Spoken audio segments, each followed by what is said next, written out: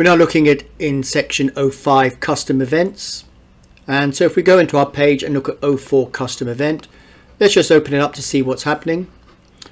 Let's close all these other ones down. We've got a parent container, and this is basically the container is in here. This is the child component, so this is the page, effectively controller. This is also the page here. This button is the web component. We click on that, it's changing its count, but it's also based on that the page is rendering something different in a different element tag. So if we look at the structure of this, we have our web component with the count set to 0. We have our container. We also have a card down below where the output will be displayed when we click on this button. So we click on the button, the parent hears it, hears the event, and then does something elsewhere in the page. So this is an example of child events propagating up to the parent, and then the parent or controller doing something. If we have a look at the element itself, our usual template, opening up our constructor, getting the contents and appending the child of the shadow root, connected callback once it gets attached to the DOM. We're now referencing the button here in the child component, got the count, and basically we're listening for that button.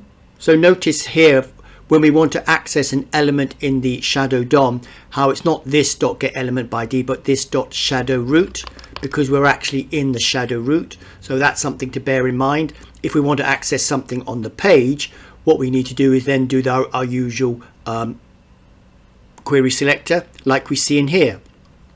Now, for example, we can access ourselves. We are the child component here. If we look at the page,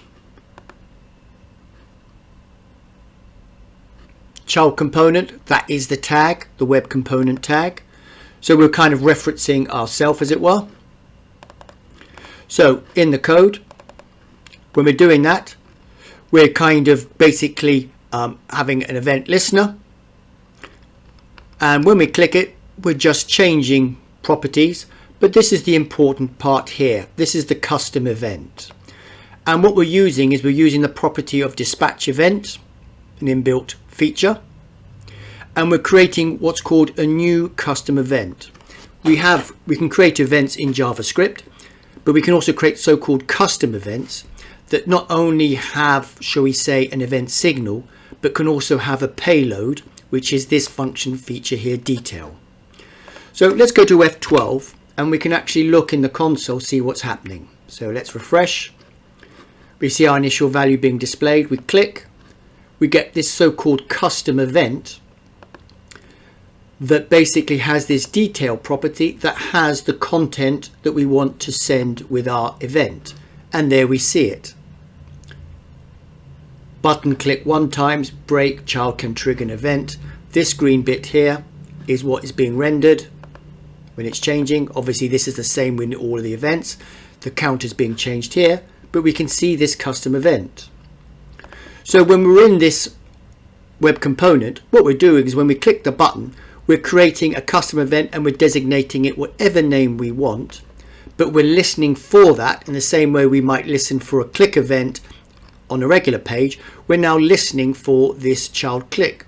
When we hear it, we can get access to the event, we can get access to the content, e.detail, and it could be stringified JSON, which we then pass into an object to extract different bits of information out, and we're then just rendering that information to the page. So the page is the parent that's working as a controller. So we click on a button, refresh again, click on a button, signal goes up, the parent's listening for this event called child click. What's the type? Child click. It's also got access to the detail, which could be stringified JSON, then passed. And then there, just as a regular event handler, it then does something on the page. It could change the attributes on a different web component like we saw in the last video. So that was how this would be how components would talk to each other. They don't talk directly to each other because when they're built, they might not know where they're going to be. That depends on your own design application. But essentially, if you're creating a kind of component that's standalone, it just sends a signal out something listens to it and then responds appropriately as we want in our application. And we're going to see examples of communication between components using this parent-child, parent-sibling model. Now, there are something that we need to consider here, and we can see some different attributes. So when we've done this custom event, we've got the detail property, but we've got these two things called bubbles and composed. By default, events don't bubble in web components, so we need to set that true so it works its way up the DOM tree. Secondly, it can't penetrate by default the boundary between the shadow DOM and the page unless we put composed equal to true. So if we change that to false, we refresh the page,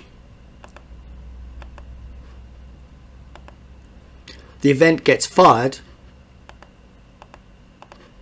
but it seems actually that this does actually work. That's actually the theory. So let's change, unless something's changed, let's change them both, refresh the page. Now we can see that's not bubbling. The event's being true. It's not bubbling. All we're getting is a change in the count within the component. Let's put this to true. Refresh the page. That's not working. Let's put this back to true. This will be working now. That's working fine.